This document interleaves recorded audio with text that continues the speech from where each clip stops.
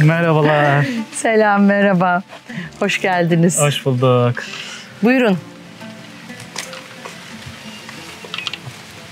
Çanakkale'nin Bayramiçi ilçesine bağlı Köseler Köyü'ndeyiz. Köseler Köyü'ne bizi davet eden Gülün Hanım'a da çok teşekkür ederiz. Rica ederim. Bugün bize kendi yaşamına dair bilgiler verecek. Hem de köyü gezmemizde bize yardımcı olacak, rehberlik edecek. Ama öncesinde Gülün Hanım'ın yaşam öyküsünü, onun şehirden köye göç hikayesini dinleyeceğiz. Daha sonra biraz da köylülerle sohbet edip köy hakkında bilgiler alacağız. Şu anda sizin yaşam alanınızdayız. Burası tek katlı bir köy evi. Şehirden gelenler genellikle böyle birkaç katlı evler yaparlar ama siz böyle tek katlı bir ev görünce aslında doğalı bozmamışsınız. O çok güzel. Aslında ihtiyacımız daha fazlası değil. Bunu deneyerek görüyoruz. Gerçekten hani bu küçük evi kapatıp çıktığınızda arkada hiç gözünüz kalmıyor. Yani ısıtması kolay, bakımı kolay. Tek başınıza yaşadığınızda herhangi bir destek almadan hani şehir yaşantısından bambaşka bir şey. Zaten yani niye buralara taşınıyoruz ki? Eğer şehir yaşantısının aynısını buraya getireceksek yani niye köydeyiz ki? Öyle Evet, değil mi? evet. O yüzden bence ihtiyaç zaten daha fazla değil. Benim 2 tane evladım var. Onlar geldiğinde kalacak bir odaları var. Arkadaşları da geliyorlar. Ben evimde yeteri kadar mekan var. İşte zaten o kadar güzel bir manzaranın içindeyiz ki işte hem doğanın içinde hem dışarıyı hem içeriği deneyimleme fırsatı içindeyiz. Böyle yaşam alanınızı bir gezelim. Bahçenizi Tamam. daha sonra sizle bir sohbet edelim. Tamam. Şimdi öncelikle gerçekten ben bitkileri çok seviyorum. Daha evvel taşınırken eşyamdan daha çok saksı vardı. Bunu fark etmiştim. Yaşadığım mekanlarda bol yeşilliği, çiçeği, bitkiyi çok önemsiyorum ve bakımlarıyla da ilgilenmekten büyük bir keyif alıyorum. O yüzden evim gördüğünüz gibi dışarısı da hani doğa zaten çok canlı, çok renkli. Burası inanılmaz ağaçlarla dolu bir bölge. Ama ben de evimi bol çiçekle süslemek ve onların bakımını yapmak büyük bir keyif veriyor. Tabii ki suyu hep gözetiyoruz çünkü köylerimizde su çok fazla yok. Suyu gerçekten az isteyen bitkilerle donatmaya gayret ettim. O yüzden işte lavantası, biberiyesi gibi çok fazla su istemeyen bitkiler öncelikle seçimim oldu. Artık lavantaların vakti geçti. Hasatını tamamlamadım. İşte bir kısmını kesmiştim. Benim esas hayran kaldığım şey şu örülmüş sarımsak. Köydeki dostum hazırladı bana. Birlikte ekip biçiyoruz ve onun güzel elleriyle örülmüş bir sarımsakla başlayayım. İlk defa hayatımda böyle bir deneyimim oldu. Sarımsaklar örüldü. Aynı şekilde soğanlar da böyle. İçeride göreceğiz zaten. Buyurun lütfen. Evet, şimdi evin içine giriyoruz. Hemen sıcak renkler göze çarpıyor. Çok güzel dizayn edilmiş. Sonradan restore ettiniz burayı değil mi?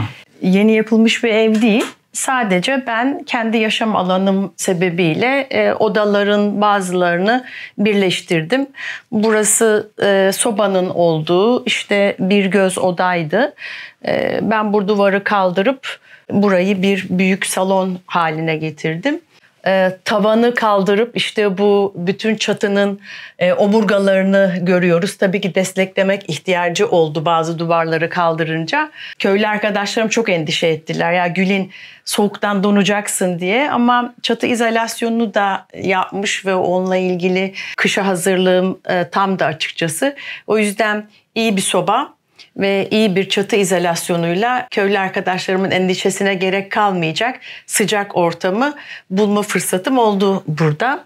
Burası oturma alanınız ve Burası işte televizyon seyrettiğimiz işte bir alan. Arka taraf benim çalışma odam ve yatak odam var. Şurada bir misafir odamız var. Bir de genişçe bir mutfağımız var. mutfağı da böyle kısaca göstereyim. Sonra balkondaki manzarasına bakalım. Çok güzel seramikler var. Vallahi çok güzel dizayn etmişsiniz. Mükemmel. Teşekkür ediyorum. Yani ev dekorasyonu aslında ilgi alanım, hobim diyeyim. hoşlanıyorum. Evi dekore etmek, renklendirmek ve eğer fark ettiyseniz çok sakin bir ev değil. Bir sürü malzeme var içeride. Ben böyle yaşanmış haliyle çok hoşlanıyorum. Yani onun yaşanıyor duygusu beni gerçekten etkiliyor. Manzaraya karşı bir yaşam alanı oluşturmak istediğimden dolayı burasını böyle bir ahşap balkon yaparak çok keyifli, Kaz Dağları'nın hemen karşısında. Bu karşıda gözüken köy Evciler mi? Köyü. Evet, Evciler Köyü. Karşıda gözüken yer. Sarıkız Tepesi gözüküyor. Yine Kaz Dağları'nın zirvesinde.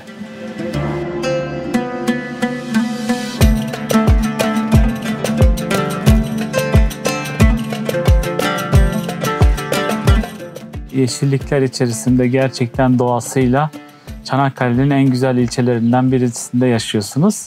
Çok beğendiğimiz bir bölge burası da bizim. Sürekli gelip çekim yaptığımız.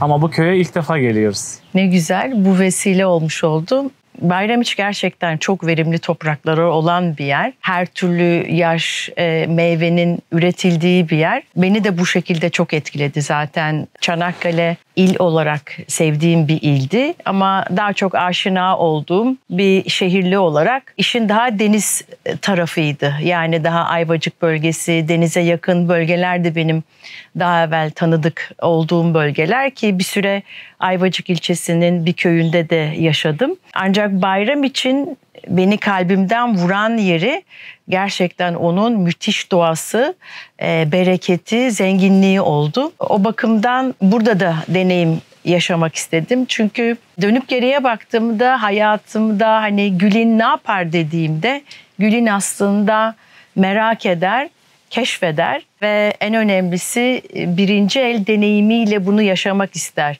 Kendimle ilgili en önemli söyleyebileceğim şey aslında bu. O yüzden yine aynı keşif duygusuyla, yine aynı merak duygusuyla denizlere gitmiştim. Denizlerde 7 yıl kadar yaşadım. Yelken eğitmenliği yapmıştım.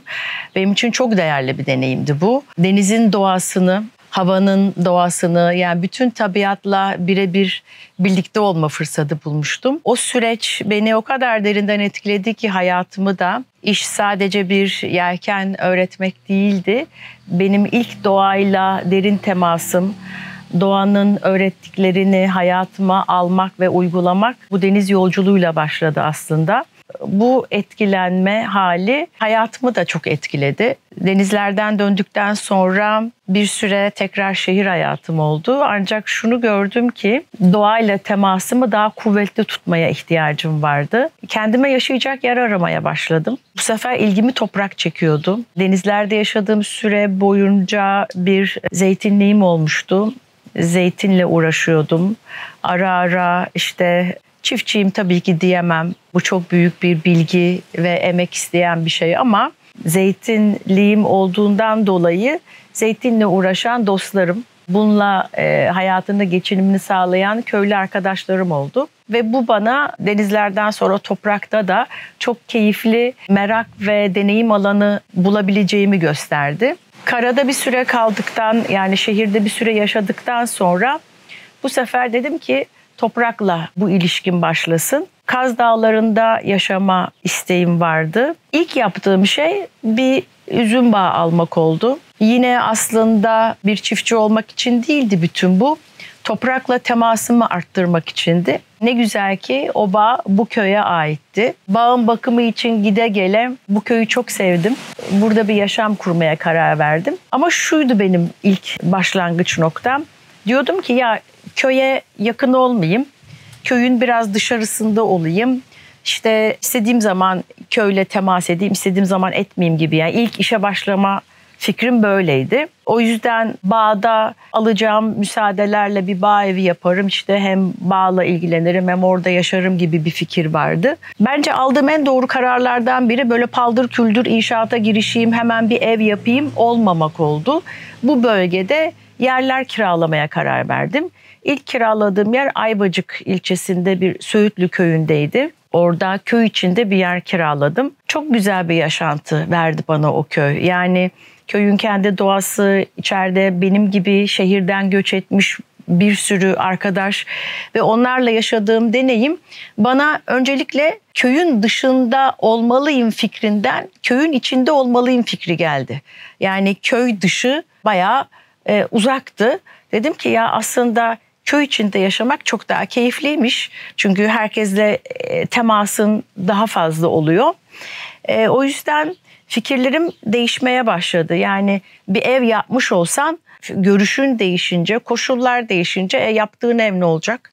O yüzden kiralama fikri bence çok başlamak için çok doğru bir fikir. Bunun üzerine bir şey yalnızca beni yaşadığım köyde eksik hissettiriyordu. Deneyim çok güzel, bir köy deneyimi ama köylü yok. Köylünün kendi doğal yaşantısı içine entegre olamıyorum. Yani bir yerde salça pişmiyor, bir yerde pekmez kaynamıyor. Biraz bunları istedim. Yani o bahçeyi yapabilmek, sebzeyi yetiştirebilmek, benim hiçbir fikrim yok. Etrafımda o köylü arkadaşlarımın olması lazım ki onların bahçesini göreyim, bana yardımcı olsunlar, onlar yaparken yardım edeyim. Böyle bir eksiklikten dedim ki başka bir köye göç edeyim. Ve bu göç ettiğim köy gerçekten tüm köy yaşantısını layıkıyla yaşayan bir yer olsun. Burada üzüm bağı olduğu için ve bu köye gidip geldiğim için, köyü de çok sevdiğim için yeni yerleşim yerimin burası olmasına karar verdim. Ve burada da bu gördüğünüz köy evini kiraladım. Aslında çok yaşamaya müsait bir ev değildi. İçini kendi yaşantıma göre değiştirdim. Köy havasını, köy evi şeyini bozmamaktı ana prensibim. Ama kendi yaşam alışkanlıklarımı da içine koyabileceğim tatlı, yeteri kadar bir köy evi oluşturdum. Gerçekten burada yaşamak benim için çok çok keyifli. Ev küçük, yaşaması kolay, çekip çevirmesi çok kolay. Köylü arkadaşlarım bana her zaman yardımcı oluyorlar. İşte bahçemi kurmama, bağ bakmama. Onlar olmasa zaten bunların hiçbirini yapamam. O yüzden böyle bir köyde yaşamak beni çok mutlu ediyor. Köyün kendi alışkanlıkları var, işte hayır yemekleri var, buluşmaları var, toplantıları var, birlikte yapılıyor. Mesela sabah 6'da kalkıyoruz, bir köylü arkadaşımın bahçesine gidiyoruz, hasat yapıyoruz. Ben onun bahçesinde çalıştığım için o benim geliyor bahçeme yardım ediyor gibi. Bütün bu köyün güzel geleneklerini de burada yaşama fırsatı buldum. Ve tabii ki toprakla bir fiil deneyim aynı denizlerde olduğu gibi havadaki koşulları ve bütün bu değişkenleri nasıl tespit edip birinci el deneyimimde doğadan öğreniyorsam şimdi de ekip biçerken aynı deneyimi yaşıyorum. Hayatımda ilk defa patates ektim. Bir patatesin ekildikten sonra onlarca patatese nasıl dönüştüğü, toprağın ne kadar bereketli olduğu ve yaşam ölüm döngüsünü sürekli gözlemliyorum. Bir tohum ektiğimde yüzlerce nasıl ürün verdiğini görüyorum. Doğanın bu devinimine her an ve her saniye temas ediyorum. Birkaç ay evvel bu dut ağacının üzerinde hiçbir yaprak yokken onun çıkışını, büyümesini, şimdi yavaş yavaş sararmaya başlamasını, bütün bunları birinci el deneyimle görüyor olmak, gözlemliyor olmak gerçekten benim için çok değerli. Ve bunları, bu öğrendiklerimi bir hayat pratiği olarak hayatıma sokuyor olmak, benim kendi yaşamımdaki Gülin'in hikayesinde onun her gün değişimini, her gün dönüşümüne verdiği katkıyı görüyor olmak beni gerçekten çok mutlu ediyor. Köyümüze hoş geldiniz diyelim tekrar. Hoş bulduk.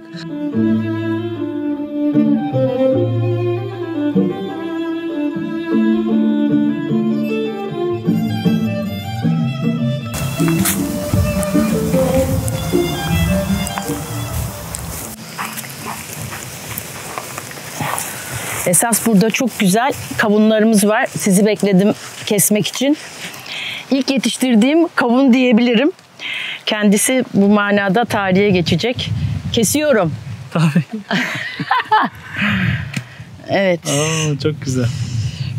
Şimdi bir tane daha var kesme vakti gelen. Bunlar da domatesler. Evet, bunun da kesme vakti geldi. Bunu da keselim. Alabilirsin. Bu Bunun da kesme vakti geldi. Hepsi oldu mu diyorsun? Evet, bunlar oldu. Şimdi burada olmayanlar var orada. Onları bekleyeceğiz. Oo, pembe domates.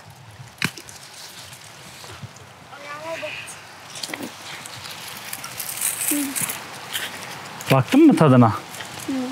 Dur ben de bakayım. Çeri domateslerden de olanlar var. Görebiliyor musun? Oralarda kızarmış olanları var. Ha? Ben topladım. Topladın mı? Harikasın. Bakalım salatalıklardan var mı olanlar? Şurada birkaç tane daha çeri domatesi görüyorum. Bunları da alalım. Salatalıklardan.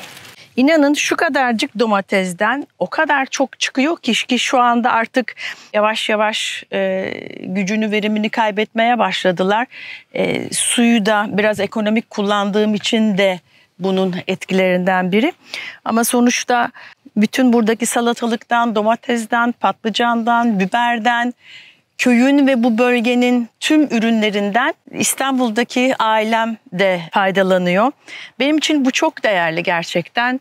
Çünkü buradan yapılan salçayı götürmek, balı, arı kovanlarım var. Oradan Var mı arı kovanlarınızda? Var, evet. Aa, ne güzel. Bahar balını süzdük, aldık. Onları çocuklarıma, aileme götürmek. Zeytinyağını keza öyle. Bağınız uzak mı buraya? Çok yakın, hemen şu gördüğün bağ, şu karşıdaki. Şu karşıdaki yer mi? Evet. Aa, şimdi o zaman Orası. oraya da gidelim. Evet. Yani oradaki bütün köydeki tüm ürünleri, bu bölgedeki ürünleri ailemle, sevdiklerimle ve daha çok olsa herkesle, dilerim öyle olsa, paylaşmak gerçekten çok mutluluk verici bir şey. Çocuklarımın da, ailemin de toprakla, doğayla temasının her zaman olması üzerine niyetim. Bunu aileme katabilmek beni çok mutlu eder. İstediğim böyle bir şey. Kendimce küçük bir yaşam kurdum. Şimdi de buraya gelen dostlarım, aileden üyeler işte doğayla temas ettikçe, kendileri topladıkça belki hayatlarında bir gün onlar da yapmak isterler. Hani yani Deniz, sana şöyle söyleyeyim, bir tane ekiyorsun, yani bir tane fide ekiyorsun, biber fidesi, onlarcası çıkıyor ve her bir biberden yüzlerce yeni bir tohum alma imkanım var. Yani geometrik büyüyor her şey. Bostandan topladığımız ürünler böyle. Çok güzel gözüküyorlar.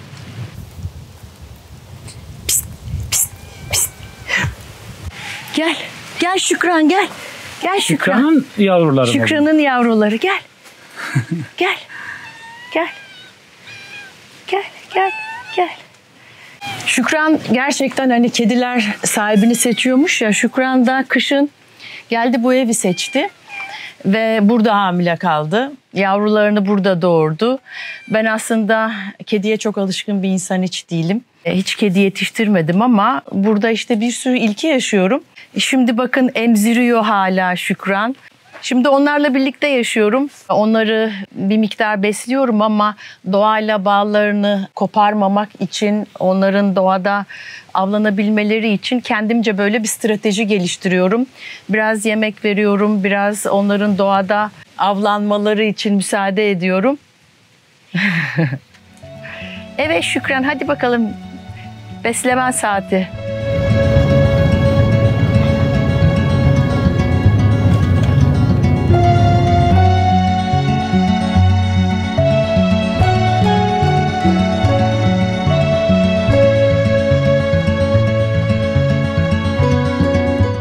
Bunlar kara sakız üzümleri. Bu yöreye, bu bölgeye ait üzümler.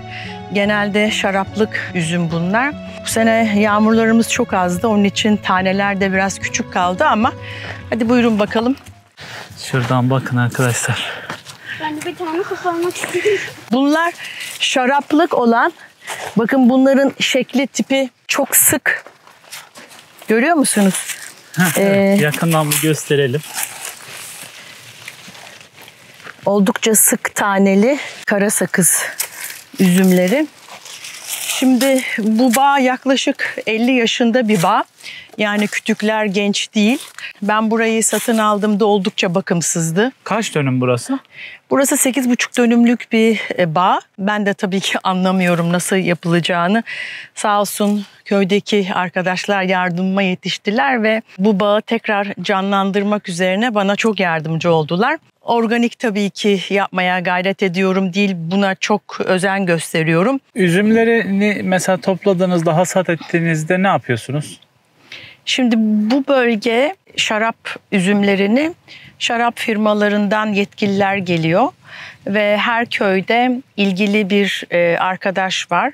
Onlar üzümlerin şeker oranlarını kontrol ediyorlar ve kesim vakti geldiğinde firmadaki yetkililerle irtibat halindeler ve hasat ediliyor ve onlar tartılıp ilgili firmalara teslim ediliyor. Yani buradan direkt şarap üreticilerinin ellerine geçiyor bu üzümler. Şimdi bunlar bizim sofralık olanlar. Bunlar olgunlaşmış. Şimdi bunları kesebiliriz. Beyaz sofralık üzüm bunlar.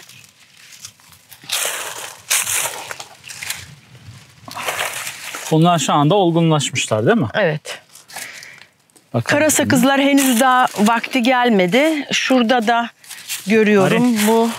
Buyurun. Lütfen alın. Sibel vereyim mi sana da? Çok güzel olmuşlar ya. Evet, Gülün Hanım'ı bahçesinde çalıştırıyoruz. Normalde siz bizi çalıştırmanız gerekiyor. Ya bu çalışmak değil. Yani gerçekten büyük bir keyifle yapıyorsun. Bu bir iş değil, bu bir görev değil, bu bir zevk ve ben büyük keyif alıyorum.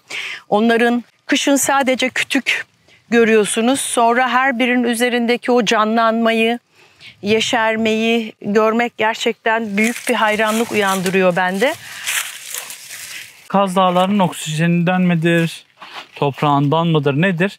Burada yediğim elmanın, üzümün ya da domatesin tadı ayrı bir başka güzel oluyor. Sizce bu yani yükseltiyle de alakalı diyorlar bazıları. Olmaz olur mu? Olmaz olur mu? Yani burası oksijeni o kadar bol bir bölgedeyiz ki. Ben de keseyim birkaç tane. Evet. Baba mesela şu. Baba. Siz söyleyin ben keseyim. Şimdi bir bakalım burada. Bak şimdi karşıda. Bu bakayım. Şurada bak şu olmuş salkım. Bunu alayım o zaman. Bunu alabilirsin.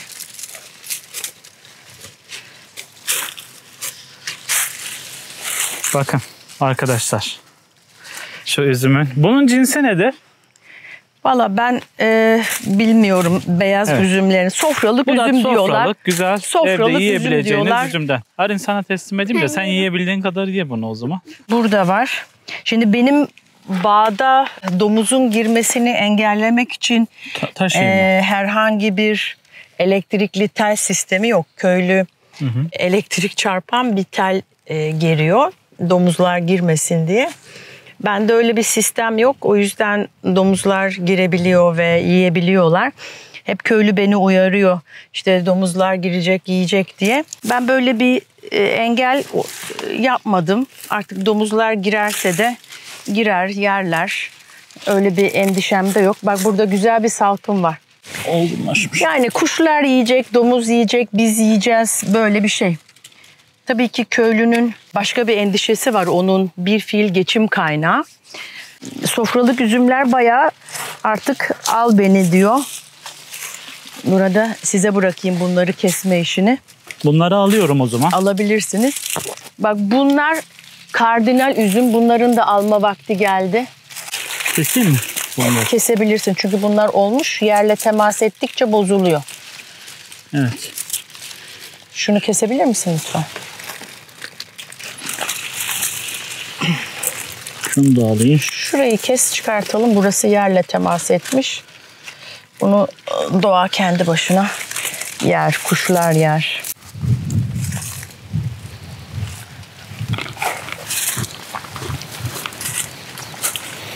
Şöyle içine bırakalım.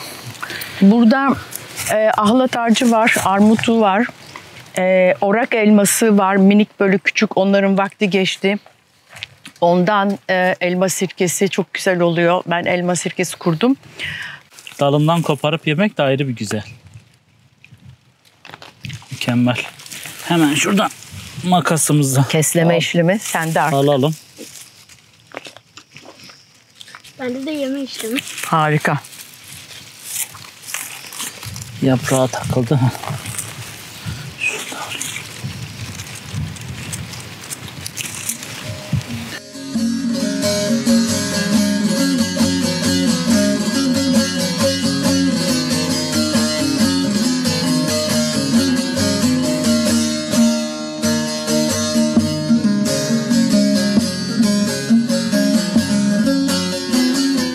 Şimdi köy meydanından köy kahvesine doğru geçelim. Traktörde salçalık domatesler toplanmış. Salça yapımına başlayacak. Bütün köy halkı kışlık salçalarını yapacaklar. İşte bunlar da salçalık domatesler. Yeni bugün toplandılar. İhtiyacı olanlar gelip alacak. Yavaş yavaş kazanlar kaynayacak. Salçalar yapılacak. Ve kışa hazırlık vakti başladı. Bundan sonra artık üzümün hasatı sonrası pekmez derken konserveler yapılır. Bütün kışlık hazırlıklar devam eder. Gerçekten onun bilgileri sayesinde bir sürü şey öğreniyorum. Hem de benim yan komşum Hatice ile birlikte çobana çıkmıştık. Hatice'cim biraz bana çobanlığı anlatsana. Hani sen çok seviyorsun, hayvanlarla çok yakın dost oluyorsun. Biraz onu anlatsana lütfen. Mesleğimiz her gün kış ayında çobana gideriz. Yazın gitmem ama kışın dağda gezlere gelirim serin havada. Nasıl bu sene senin bahçeler? Ne durumda? İyi Allah'a şükür. Yetiyor bize içinin çıkan meyvesi. Şeftaliler nasıl? Şimdi şeftalini Şeftaliler- topladın mı? Bitti mi? Yarın toplayacağız. Suyu az. Bugün çaydan açık su basıyor. Bu gece sulayacak. Yarın bakalım bayağı toplayacağız. Artık az bir şey kalır ikinci bir sefere. Az bir şey kaldı. İkinci sefere piştiririz herhalde. Daha yeşillere kalır şimdi. Anladım. Evet. Bayramiç beyazı buranın tabii ki çok kıymetli bir meyvesi.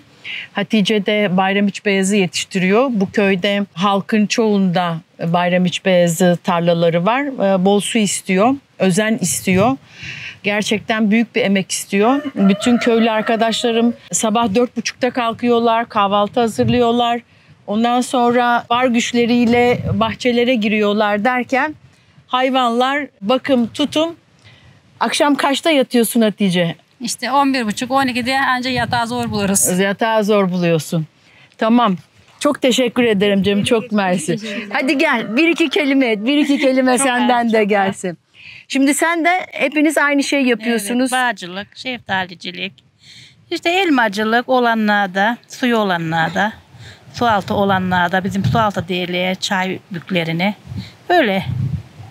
Senin hayvanlarla, mallarla aran nasıl? 4 keçim var, bir tekem var, bir oğlan var öyle. Ya bu hayvanın olmayan mal olduğunda anladığım kadarıyla hiç bırakamıyorsun. Evet, Ev halkından evet. Alışkınız mutlaka biz. birinin Alıştık. başında durması gerekiyor. Evet, alışkın olduğumuz için. Yani alıp yemek bize şey geliyor öyle. Köyde bir de ne yapmak lazım? Onlarla uğraşıyoruz. Ne güzel işte evde oturuyorsun. Temiz hava, Kaz Dağları'nın mis gibi havasında. Caminin ardında. Ne güzel. Var mı bacaklarda bir ağrı? Köydeki ya. herkesin bacağında ağrı Ameliyat duyuyorum. oldum ben bacağımdan. Ameliyat oldu. Ne ameliyatı? Oldum. Şuramdan ameliyat oldum. Ha çok geçmiş olsun.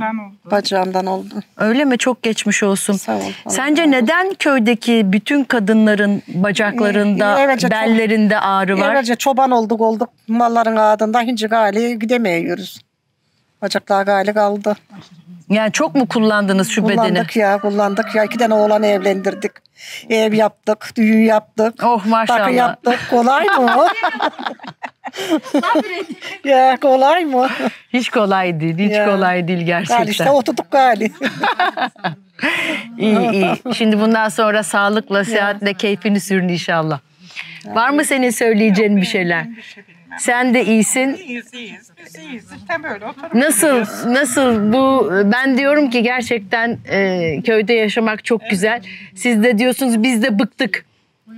Sen de bıkanlardan mısın? Köyden mi? Evet. Hayır, ben köyden Sen bıkanlardan değilsin. Ay bunu duyduğuma çok sevindim. Ben pazarda ne yapan? Yani ev aldım ben. Oğlanı aldım. Ben ne yapan gidendi? Pazarda. Kızım var pazarda hiç giden demem. Köy daha güzel benim için. Değil mi? Evet. Evim yeri şey gibi. Ne yapan gidendi Kendi pazara? yiyeceğini yetiştiriyorsun. Evet, bahçem var. Zeytinlerimin evimin içinde şeyinde. Zeytin toplarım. Ne yapacaksın gidip de? Çok güzel. Pazarda. Harika. Çok sağ olun. Gitmem. Ha işte bacaklarımız da ağrılı. Bak bir oturup duruyoruz artık. Büküldüğü yok bacaklar. Sağlıklar Evet. diliyorum. Çok mersi. Teşekkür ediyorum size. Sağ olun. Köy kahvesine hoş geldiniz diyelim. Şimdi köydeki dostlarımız var. Bakalım kimler burada? Hocamız burada. Seni biraz tanıyabilir miyiz lütfen? 3 yıldan beri buradayım. Adım İrfan Yıldız.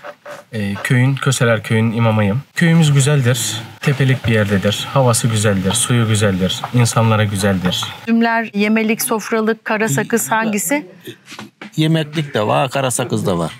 Biz biraz evvel üzüm bağdan geliyoruz da kara sakız Var, böyle var. sanki olmuş gibi Oldu ama. da ama daha şekerini almadı. Ha, daha şekeri Yani alması daha lazım. olmadı, evet. Anladım. Biraz daha şekerlenmesi gerekiyor.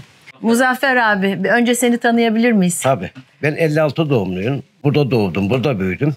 Malcılıkta ve çiftçilikte geçiriyoruz burada. Şu anda üzümcülükten veyahut da şeftalicilikten geçinmemizi sağlıyoruz yani. Onu da para yaptı yoksa de. Üzümlüğe para yapsa para da yapmıyor. Para kazanamıyoruz yani. Para kazanamıyoruz. Bağcılıkla savaşıyoruz. Elma şeftaliyle savaşıyoruz. Köyümüz kurak. Bu sene de biraz sıcaklığa oldu. Üzümlüğe bozuldu. Para yapmıyor ama işte geçiniyoruz. Ne yapalım? Bu kadar. Sağ olasın, teşekkürler. Şimdi biraz gençlerimizin de yanına doğru yaklaşalım. Ah, muhtarımız da buradaymış. Evet, muhtarımızı yakalamışken hemen biraz sohbet edelim. Evet muhtarım, seni biraz tanıyabilir miyiz lütfen? Ben Muharrem Güven Köseler Köyü muhtarı. Köyümüz 50 hane. 131 nüfusumuz var. Tabii gittikçe dağıldı köyümüz. Önceden ipek böcekçiliği falan vardı bizim köyümüzde. Bağcılık, ekip biçme olayları. Kurak tarım olduğu için şey olmuyor. Bir bağcılığımız kaldı elimizde. Bir de zeytinimiz var. Başka şu anda şeyimiz yok. Gençlerimiz göç alıyor devamlı. Evet, köy gerçekten çok göç veriyor. Evet. Köyün gelir düzeyi düşük olduğu için millet yövmeye sağa sola gençler de şehirlere gidiyor. Böyle yani köyümüzün durumu. Çok teşekkür ederim. Teşekkür ettik. Paylaştığın bilgiler için. Şimdi gelelim bu tarafa doğru. Necati abi köyümüzün kahvesini işletiyor. Necati abi seni biraz tanıyabilir miyiz lütfen? Evet. Ben Necati Güneş. Köseler köy kahvesini çalışıyorum. Kahve çalışıyorum ama kahvede de kimse yok zaten. Gördüğünüz gibi. Çok tatlı. Köylüler, Necati abi köylüler çay içmiyor mu? İçmiyor. Pahalı diye. Çay içmiyorlar. Kaç lira bir çay? 7 lira. 7 lira. Evet. Ben en son 5 lirada bırakmışım. 7 Olsun. liraya mı çıktı? 7 liraya çıktı. Ama kışın çok daha fazla var. Şu anda Kışın soğuk olduğu için herkes geliyor. işte sonra öğlen şu saatte birçoğu uykuda. Öyle değil mi? Yani şu saat aslında kahvenin dolu olduğu bir saat değil yaz vaktinde. Akşamüstü işte sulamaya gidiyorlar falan. Ve yazın anladığım kadarıyla çok fazla kahve dolu olmuyor. Ama kışın bayağı bereketli, bol. Kışın müşteri iyi. Değil Yazın mi? iyi değil yani. Kimse yok. Ben 1975 doğumluyum. İsmim Ergün Tellioğlu. Köser köyünde doğdum, büyüdüm. Şu anda kayacılık yapıyorum, amele taşıyorum. Yani bu kadar başka. Sabah kaçta kalkıyorsun? Sabahleyin 4.30'da kalkıyorum. 4.30'da Evet. kalkıyorsun. Saat 6'da iş yerinde oluyor. Saat 1'de bırakıyoruz. İşte böyle şekilde. Yaz çalışma şekli böyle değil mi? Evet. Kışın sabah 8, akşam 4 oluyor. Budamaya gidiyoruz işte. Elma toplamaya gidiyoruz. Şeftal toplamaya gidiyoruz. İş olmadığı zaman da kendi işlerimizi hallediyoruz. Bu şekilde geçiniyoruz. Tamam. Çok sağ ol. Çok teşekkür Bir şey ederim. değil abi. Şimdi köyümüzün gençlerinden sevgili Sami'nin yanındayız. Sami'yi özellikle tanımanızı çok istiyorum. Sami önce bir kendini tanıt lütfen canım. Köseler köyünde doğduk büyüdük. İşte Sami Özören adım da. Sami'cim çok özel bir merakım var. Biraz bana merakından bahseder misin? Motosiklet. Motosiklete merakım var. Biraz anlatır mısın? Böyle hayalin vardı motosikletlerle ilgili. Biraz paylaşmanı istiyorum. Jockey olacağım ya. Olacak şey bu. Motorun makinesiyle ilgileniyorsun. Ona böyle icatlar falan anlatıyorsun. Ben çok fazla anlamıyorum ama sen heyecanla anlatıyorsun. Motor blok tasarlayacaksın işte ya. Yarışlara çıkacaksın ondan sonra işte böyle. Yarışmak istiyorsun. Teknik olarak da böyle biraz çalışmak istediğini biliyorum. Yeni böyle icatlar yapma hevesini biliyorum. O. Bu bilmediğimizden az çok. Yapabildiğimiz kadar. Sami'nin evinin orada Sami böyle küçük bir atölye gibi bir şey oluşturmuş. İşte köyün bozulan motorları oluyor, şu oluyor, bu oluyor. Hemen ona bir icatlar buluyor. Onları tamir ediyor. Oraya da bir at takmış, Akkas Sanayi diye. Şimdi böyle ufak tefek tamir işleri oldu mu hemen Sami mutlaka bir icat buluyor. Onu ona denk düşürüyor ve tamirini yapıyor. Evet. Değil mi? Var mı başka söylemek istediğin Yok, bir şey şimdilik. Sami'ciğim? Çok sağ ol, çok teşekkürler. Ben Yakup. İstanbul'da oturuyorum normalde. Annem babam bu köyde oturuyor. İşte birkaç günlüğüne gezmeye geldik burada. Köy olarak gayet konum olarak çok mükemmel bir köy. Bakın karşımızda tam Kaz Dağları net bir şekilde gözüküyor. Yalnız burada bazı problemler de var. Üretici olarak köylü bunların hakkının karşılığını alamıyor yani. Haklısın. Bunu bazı devlet yetkililer de görmesi lazım. Bakın her şeye mesela zam geliyor, iş gücü zaten artıyor, gübre maliyetleri artıyor, elektrik su maliyetleri her şey artıyor. Ama satılan ürünler yine aynı yerinde sayıyor.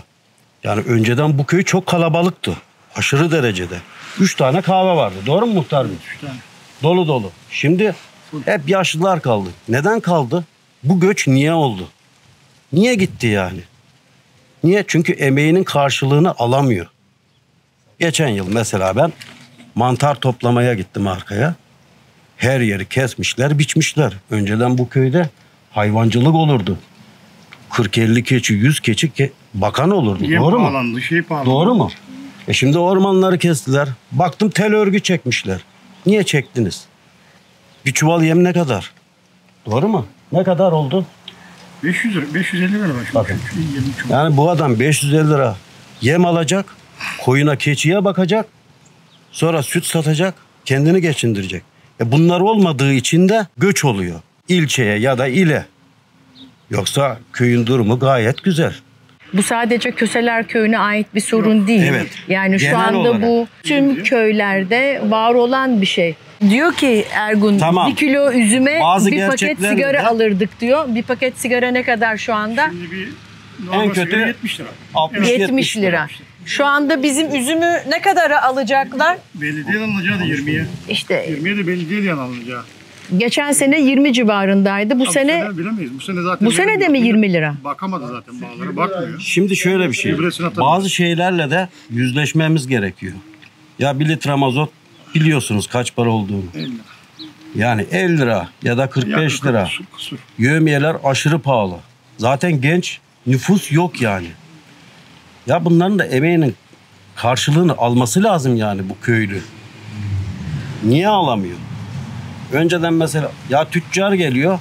Atıyorum sende üzüm var, şeftali var ya da domates. Evet. Doğru mu? Kaça satarsın demiyor. Alıyor gidiyor. Ben diyor bu fiyata aldım. Al bu kadar para. 4 ay sonra parasını ödüyor. Bak buyur. Hiç demiyor yani sana. Ya kaç para demiyor. Kaça sattığını bile dahi bilmiyor. Bakın ben burada oturmuyorum. Duyduğumu söylüyorum. Ama Ya ben de şu olmaz ana- böyle bir şey ya. Olamaz. Dediklerine şu ilaveyi yapmak istiyorum. Ben sadece üzümle burada biraz ilgileniyorum. Şunu görüyorum. Üzümü kesiyorsun. Yani zaten vakti geliyor. Kesmek durumundasın. Onu bekletme şansın yok. Ya da işte hayvanın memesi dolmuş sağacaksın. Onu bekletme şansın yok. Tabii böylece öyle bir durumdasın ki bu ürünü, üzümü kesmek, o hayvanı sağmak durumundasın. Ve böylece satın alacak kişi de senin bu mağdur halini bildiğinden dolayı da kendi bir fiyat koyuyor.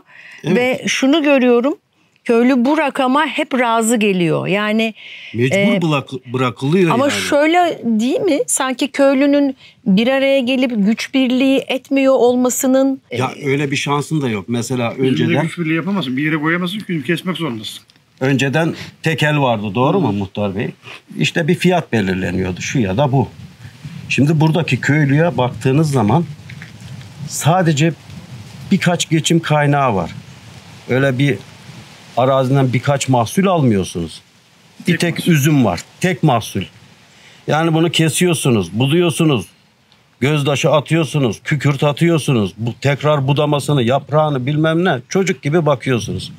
Ama sonuç o da yok. Peki gençlere bir söyleyeceğin bir şeyler var mı? Yani en çok dikkatimi çeken şey o oldu. Sen de bir genç olarak gittin, şehirde yaşadın. Şimdi gençler de aynı hayali kuruyorlar. Bugün bu deneyiminden söyleyebileceğin bir şey var mı gençlere? Benim zamanımda mesela internet yoktu gittiğimde. Bazı şeyleri çok araştırıp, iyi okuyup, iyi didikleyip çok iyi yerlere gelebilirler. Yani fırsatlar var. Bu fırsatları var. Değerlendirebilirler evet, diyorsun. var. Şu anda da var. Halen daha var. Ama bu... Aklında bir fikir var mı gençlerle paylaşacağın? Şu anda burada ne yetişiyor? Birinci temel konu üzüm. Ama bizim bir şarap markamız yok. Bir pekmez markamız yok. Atıyorum sirke. Bakın sirke yok yani. Bunlar olabilir. Köylü olarak bir yere toplanıp bu marka çıkartılabilir aslında. Ya köylünün yaptığı o kadar çok ürün var ki yani salçasından pekmezine, tabii, turşusundan, reçeline, evet, ekmeğinden o kadar çok ürün kendi hanesi için zaten yapıyor. İşte bu dediklerim için de birer marka çıkartılabilir. Yapabilir yani gençler bunu. Ama köyde genç yok. Sorun bu.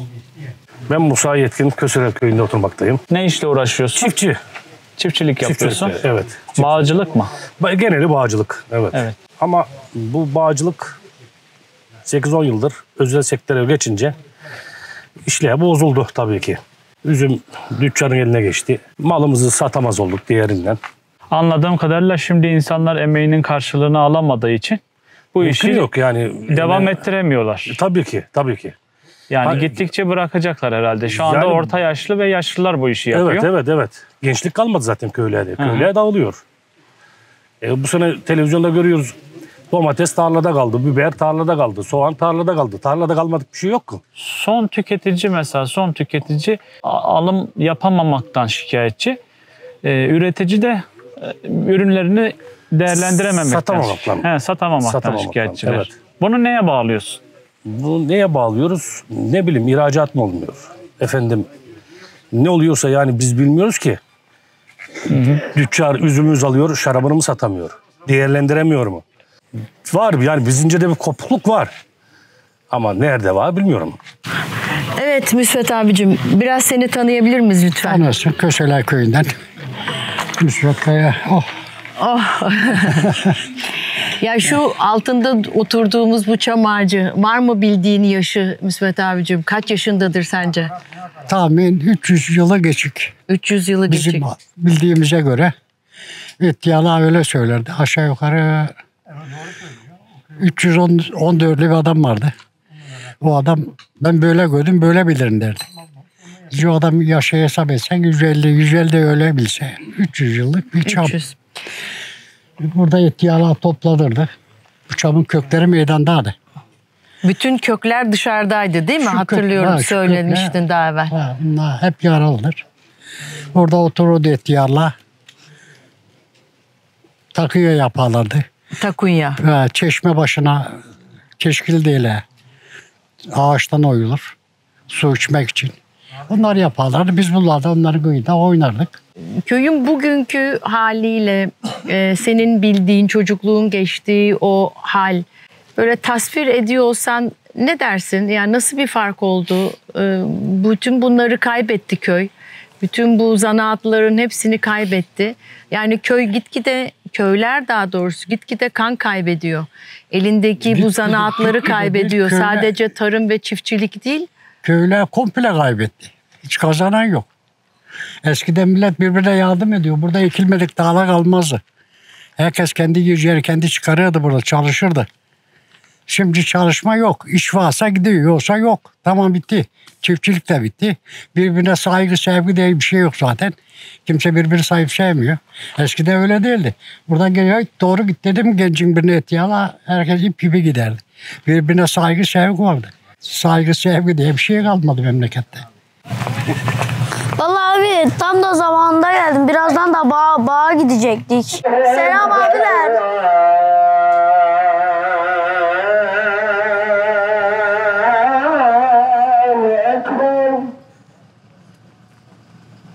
Şimdi köyümüzün en genç üyelerinin yanına gidiyoruz. Bakalım evdeler mi? İşte aradığım gençler burada. Gelin bakalım. Şimdi sizi biraz tanıyacağız bakalım. Evet. Cennetciğim, biraz kendini tanıtır mısın lütfen? Benim ismim Cennet Ötçü. Kaçıncı sınıfa gidiyorsun? 1'i bitirdim, 2'ye geçiyorum. 2'ye geçiyorsun, tamam. Koluna ne oldu? Çok geçmiş olsun. Düştüm, kırıldı. Ha, şimdi nasıl kolun? İyi, aşısını kendimiz çıkardık. Öyle mi? Ama iyileşti, doktor iyi oldu dedi değil mi? O yüzden çıkardınız. Doktor olmadığı için bütün hastaneleri gezdik, yokmuş doktor. O yüzden. Ama iyi hissediyorsun değil mi artık? Tamam, bakayım ne kadar güçlendi kolun. Harika, tamam. Hadi bakalım, seni de tanıyalım. Benim adım Yılmaz. Yılmaz. Sen kaça gidiyorsun Yılmaz'cığım? Hiç. Hiç. Şimdi köyümüzün en genç üyeleri bu güzel 2 tane genç. 23 Nisan'da da çok güzel resim yaptılar. Resim sergisine katıldılar. Köyümüzde bir resim sergisi yapmıştık. Yine 23 Nisan törenlerinde okudukları şiir var. Yılmaz, hatırlıyor musun 23 Nisan'da okuduğun şiiri? Hadi bakalım, söyle. Nasıldı? 23 Nisan kağıt fener yapan, sınıfta asan, süslüyken kutlayan bazıları. Yaşasın, müthiş. Hepsini hatırlıyor. Sen hatırlıyor musun? 2 tanesini söyleyeceğim. Hadi söyle bakayım, nasıldı? Baharın mutlu günü, yurdumun kutlu günü, neşelerin düğünü, güzel 23 Nisan. İnanarak yürekten, hız aldık Atatürk'ten. Bizi ona yükselten bir el 23 Nisan. Harika. Gerçekten o kadar mutluyum ki bu gençlerle birlikte olduğumuza. Şimdi Yılmaz ve Cennet'le İngilizce çalışıyoruz. Onlara ben söz vermiştim, İngilizce öğreteceğim diye. Önüme geçen bir takım İngilizce kitaplarını almış, bunları biriktirmiştik. Şimdi dün itibariyle İngilizce öğretmeye başladım. Gerçekten benim için çok heyecanlı. Onlar çünkü o kadar meraklılar ki yeni bir şey öğrenmeye, dili de öğrenmek çok istediler. Şimdi mesela dün neleri öğrendik? Öteki kitapta, evet, hemen burada. İşte burada ufak ufak çalışmaya başladık. İşte Sunday, Monday, Tuesday derken günleri çalışıyoruz. Küçük bir müfredat hazırladım. Bu güzel 2 pırıl pırıl gençle birlikte. Köyümüzde bir tane daha gencimiz var, Ahmet. Eğer bize katılırsa, haberdar olursa gelecek. O da beni çok etkileyen bir gençlerden biri. Çünkü o da dünya klasiklerine çok meraklı ve sürekli kitap okuyor, resim yapıyor. Okulda da bu konuda çok parlak, çok dikkati çeken bir öğrenci. Onun sipariş ettiği kitapları kütüphaneme koyuyorum. Burada bir tane daha şehirden gelmiş dostumuz var, Sevgi Hanım. Onun da kütüphanesi çok geniş. Çocuklara kitaplar veriyor. Böylece gerçekten hem kitap okumaları teşvik ediliyor. İstedikleri kitaplara daha kolaylıkla ulaşıyorlar. Böyle ufak tefek desteklerimiz oluyor köye. Bu gerçekten beni çok mutlu ediyor. Cennetciğim, söyleyeceğim bir şey varmış gibi. Söyle bakalım. Mesela ben de okulda arkadaşlarıma şarkı söyleyerek eğlenmelerini sağlıyorum. Kendi şarkılarımı öğreterek düşünce seviyemi arttırıyorum. Düşünce seviyemi arttırıyorum. Peki başka düşünceni, seviyeni arttırmak için neler yapıyorsun? El işi. El işi. Mesela elden kuş yemlikleri, sonra oyuncaklar kozalaktan, öyle şeyler yaparak vaktimi geçiriyorum. Ahmet abimden de öğrendiğim gibi resim yapıyorum bir de. Harika, müthiş. Gerçekten gurur duyuyorum sizle.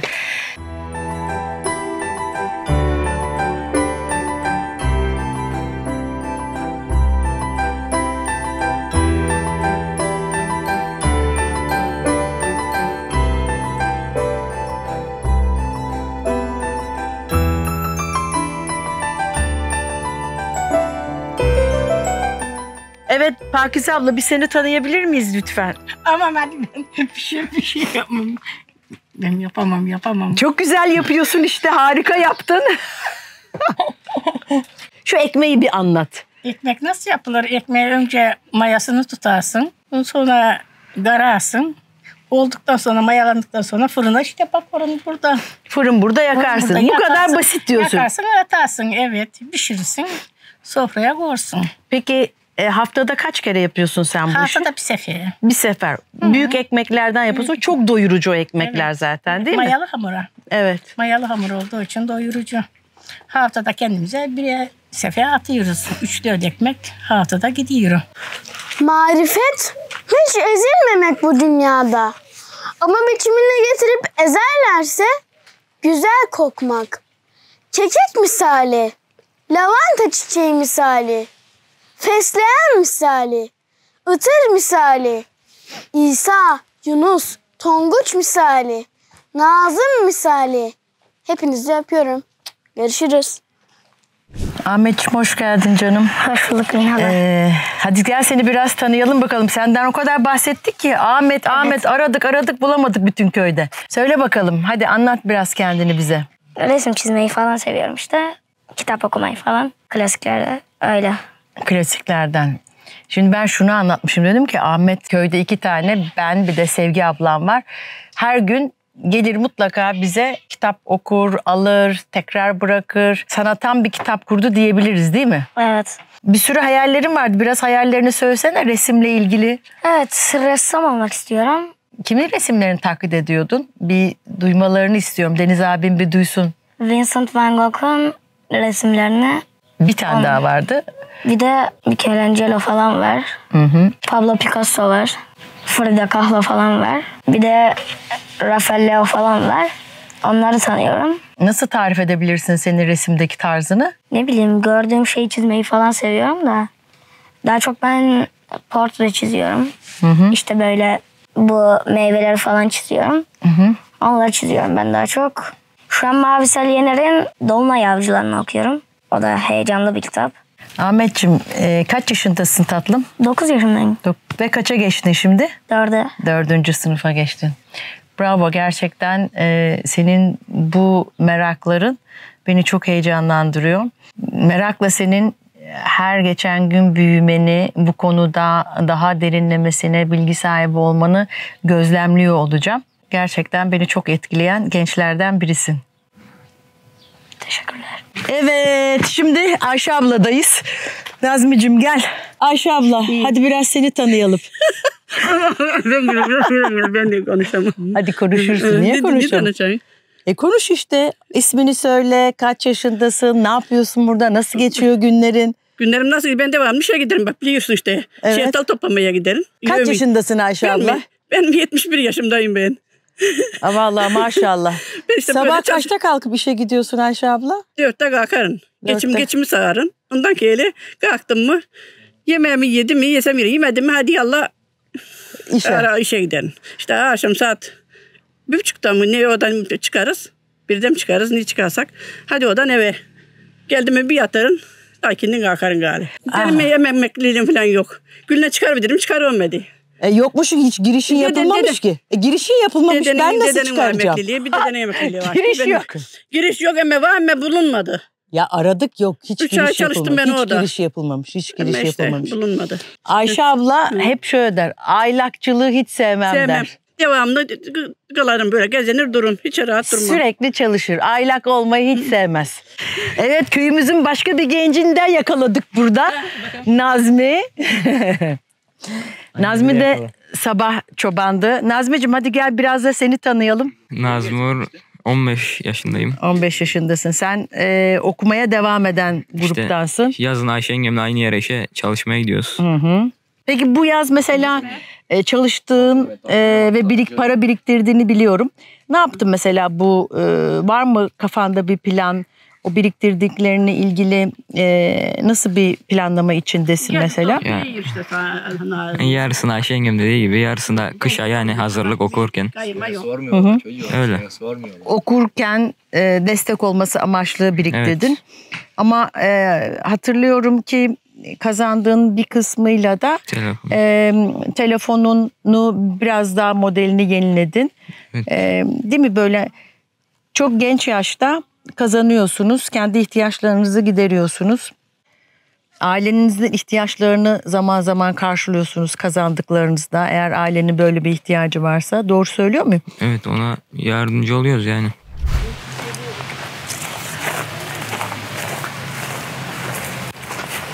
Sami, bayram iç beyazları nerede canım? Asla ileride abla toplamadı varsa. Bak şimdi... Seyir ekranı olmadığından şeftali kendisini büyütememiş. Yani zayıf da fidan da zaten. Şimdi elmada, şeftalide seyreltme denen şeyleri yapıyorlar. Fidan kendi kaldıramıyor yükünü. Bazen kırılıyor da dallar. Bunun seyretlemesini yapmalısın. Yoksa böyle bak. Üçünün birini böyle yolacaksın. Tabii çok küçük kalıyor diyor. Onun büyüyebilmesi için. Bu büyümüş, bak bunu büyütememiş. Evet. Örnek olarak şöyle yani. Bir şu büyüklüğe bak, bir de şu büyüklüğe bak. Evet, onun için ağaç sadece hasatla başlamıyor. O kadar çok işlem var ki. Biz seyreltelim o zaman. Bak, gelin. Kırılmış. Yeşili görünce hemen dayanamadılar.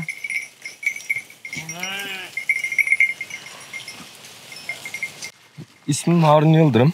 18 yaşındayım. 40 baş keçimiz var. Sağımını yapıyoruz sabah akşam. Hanede herkes bir şekilde bu hayvancılıkla ilgileniyor. Evet. Yani o kadar zaman ayrılan bir şey ki gerçekten bir kişinin ilgileneceği bir şeymiş gibi durmuyor. Ne diyorsun? Değil. Sağımı falan var yani elle sağladığı için zor oluyor. Sabah 8 öğlen 11 gibi falan yayılıma çıkıyorlar. Hı. Akşam da 3'ten 7'ye kadar 8'e kadar yayılıyorlar. Peki başka neler yapıyorsun köyde? Yani Köyde... şöyle söyleyeyim sana. Severek başka neler yapıyorsun? Şeftali tarlamız falan var 10 dönüm. Orayla ilgileniyoruz. İşte küçük parça üzüm bağımız var bahçe olarak.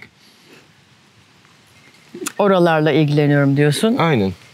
Peki biraz evvel yukarıda konuştuk. Hep diyorlar ki işte gençler köyü bırakıyor, gidiyor falan. Yani senin aklından neler geçiyor? Yani bu köyün çok az kalmış gençlerinden bir tanesisin.